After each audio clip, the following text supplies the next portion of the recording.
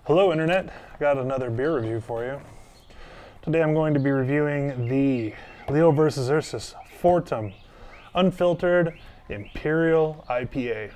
I had it before and it was so good I had to go out and buy this 4-pack you see right here. Here's the can, super nice. Now it's unfiltered so it's going to be hazy. It's a big trend right now, it's hazy IPAs. Ooh. Now this is a Spiegelau IPA glass, proper glass for this beer. Alright, now the thing I really liked about this beer when I had it before is that it's very balanced. It's not an over-the-top IPA, and you can tell by the color it's a nice like golden straw color, maybe a little bit on the coppery side, but not necessarily full copper. It's like a goldeny copper color. The head is a nice, very nice pale white, or like a little bit of an off-white color. The aroma is just straight like sweeter malt and like tropical fruits. So you're gonna have like mango, citrus with a little bit of pininess. You can smell the astringent hop underneath there that's gonna give you that punch. So let's give it a taste.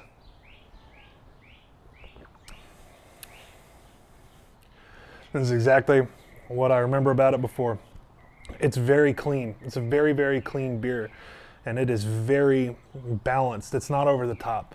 Sometimes I like a big hoppy beer, don't get me wrong. A big, brutal, bitter beer, it's not necessarily a bad thing, but in this case, this beer benefits from being balanced.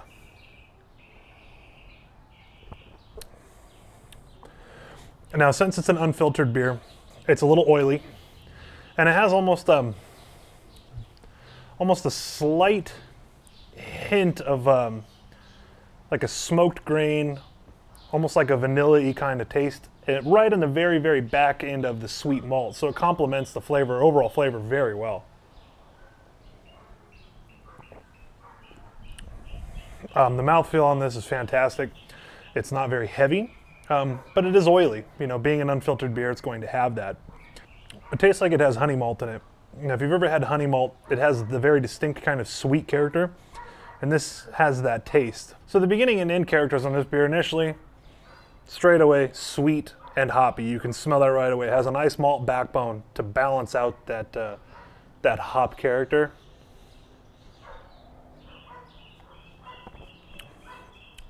Then the taste initially is sweet malt with just the hops coming in to balance everything out. The hops in the nose are tropical, and on the palate they're citrusy and pine forward. You do lose a little bit of that like mango pineapple kind of like more tropical hop. You do lose a little bit of that, but it's still there. So all these hops are working together in this beer to create a very balanced and pleasant hop profile, and it really complements the malt profile too. That's why I picked up a 4-pack of this, because this stuff is really good.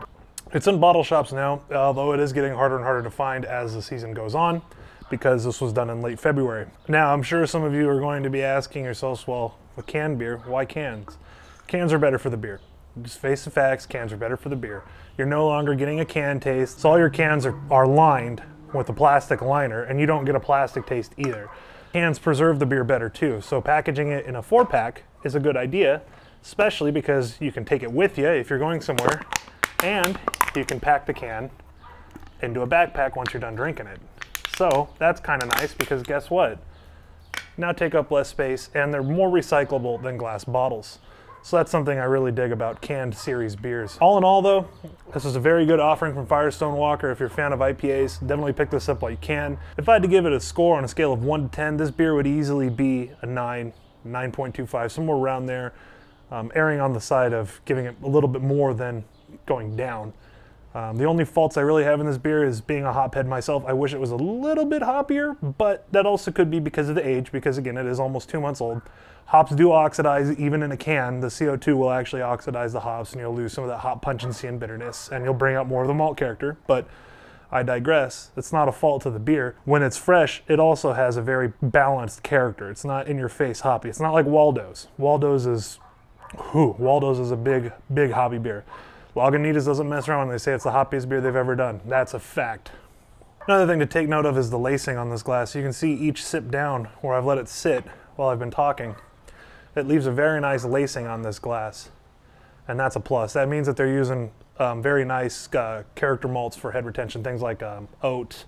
Wheat will also do it. There could be some caramel malt crystal malt, those are going to do it too.